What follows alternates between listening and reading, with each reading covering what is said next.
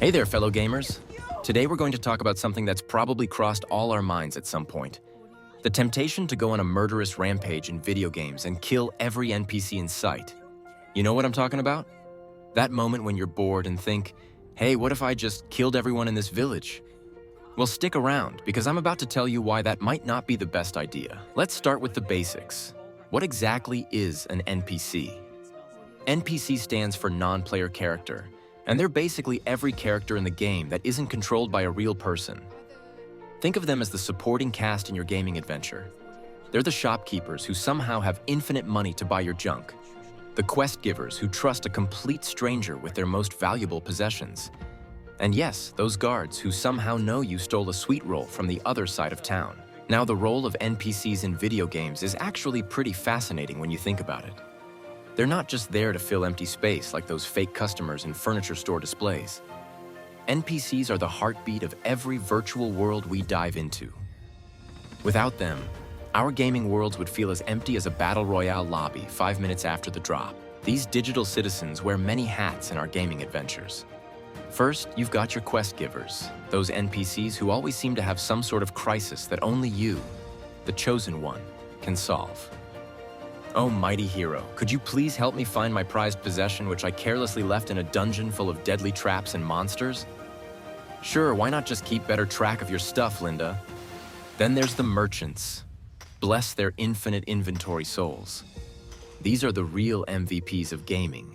The ones who never question why you're selling them 500 iron daggers, or why you have 47 cheese wheels in your backpack. They just smile, hand over the gold, and probably wonder what kind of weirdo they're dealing with. Let's talk about some popular types of NPCs we've all encountered. There's the tutorial guide, that ever-patient soul who has to explain basic movement controls to veteran gamers for the 1000th time.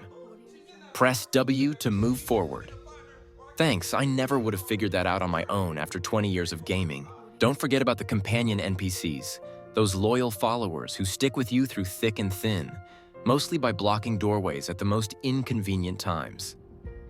I am sworn to carry your burdens, they say, right before walking into a trap you clearly told them to avoid. But hey, at least they make great pack mules for all that loot you definitely need.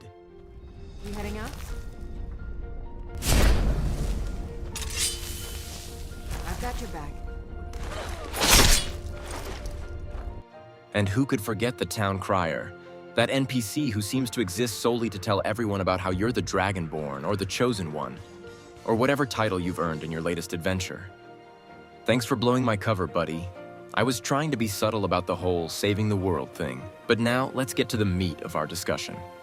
Why you shouldn't go around killing these digital denizens, no matter how tempting it might be. And trust me, I know it's tempting. We've all had that moment when an NPC's repetitive dialogue makes us reach for our sword. Do you get to the Cloud District very often? Oh, what am I saying? Of course you don't. I'm looking at you, Nazim. First off, let's talk about the butterfly effect. In gaming, just like in life, actions have consequences.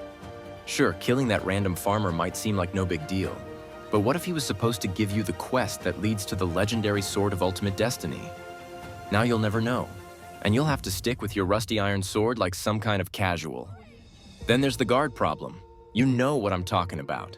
Kill one chicken, yes, a chicken, and suddenly every guard in a 50-mile radius becomes a superhero. It's like they've all been secretly training at the Batman Academy of Justice. One minute you're testing out your new sword on some poultry, the next you've got an entire army of guards who can apparently teleport and have the accuracy of a military sniper. Let's not forget about quest breaking. Nothing says I've made a huge mistake quite like realizing you've killed an essential quest NPC. Congratulations! You've just turned your epic 100-hour RPG into a walking simulator.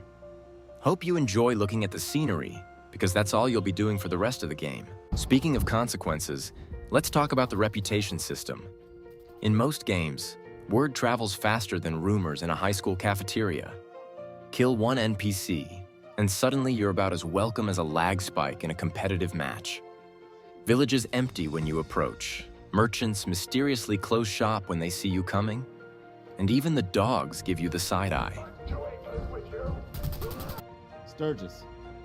Tell him. I had a whole fancy plan. The economic impact is another factor to consider. Kill all the merchants, and suddenly you're stuck with 500 pounds of dragon bones and nowhere to sell them. Welcome to Storage Management Simulator 2025. Hope you enjoy dropping items because you're over-encumbered. There's nothing quite like being the richest person in the game with absolutely no way to spend your wealth. And let's talk about content. NPCs are like walking content piñatas. Kill them and you'll miss out on so much. There are side quests that somehow end up being longer than the main story.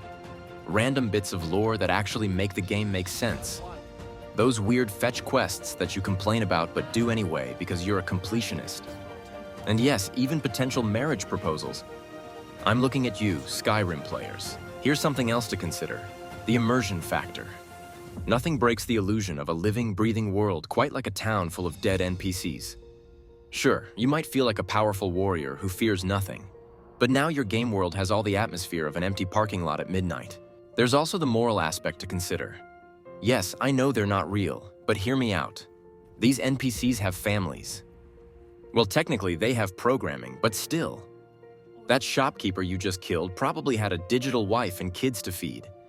Now who's going to sell slightly overpriced potions to adventurers? Think of the digital children.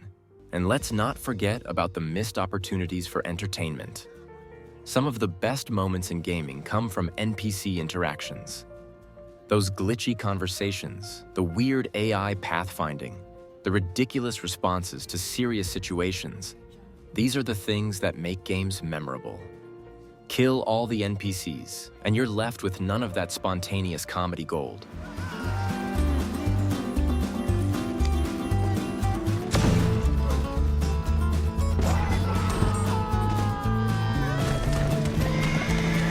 Finally, there's the guilt. Don't pretend you don't feel it. You know that moment when you kill an NPC and then immediately feel bad about it?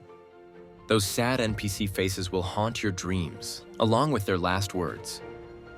But I was just about to give you a legendary quest. The guilt is real, my friends. The guilt is real.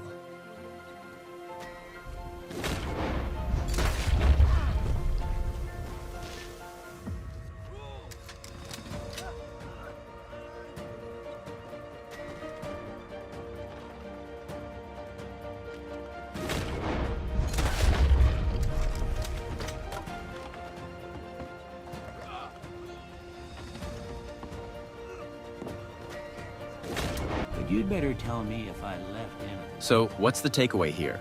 NPCs might be annoying sometimes with their repetitive dialogue and questionable AI, but they're an essential part of what makes our gaming worlds feel alive. They're the extras in our gaming movie, the background dancers in our hero's journey, the audience for our epic adventures.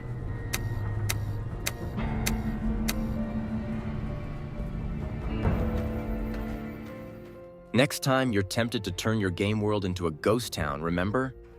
NPCs are friends, not target practice.